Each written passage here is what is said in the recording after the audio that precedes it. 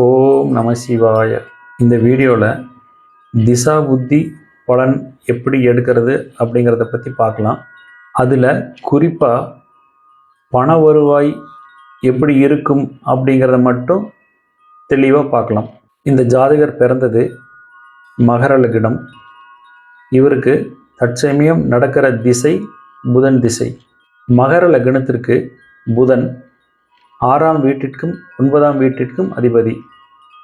எங்கே இருக்காரு? 2ஆம் வீட்டில் இருக்கிறார்.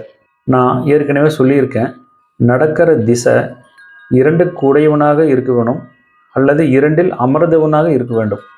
அந்த விதத்தில் திசாநாதன் புதன் 6, 9க்கு உடையவனாக இருந்து 2ஆம் வீட்டில் அமர்ந்து திசையை நடத்திக்கிட்டு இருக்கு.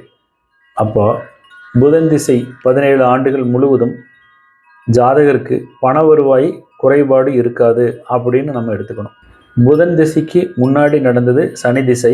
அந்த 19 ஆண்டுகள் எப்படி இருந்திருக்கும் அப்படின்னா, மகர லக்னத்திற்கு 2ஆம் வீட்டுக்கு அதிபதியாக இருந்த காரணத்தினால சனி திசை முழுவதும் இவருக்கு பண நெருக்கடி இல்லாமல் பண வருவாயோடு சிறப்போடு வாழ்ந்து இருப்பார் அப்படின்னு நம்ம எடுத்துக்கணும்.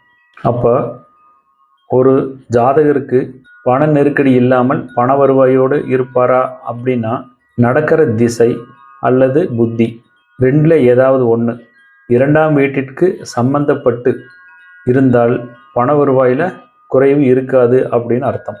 திருச்சிற்றம்பலம்.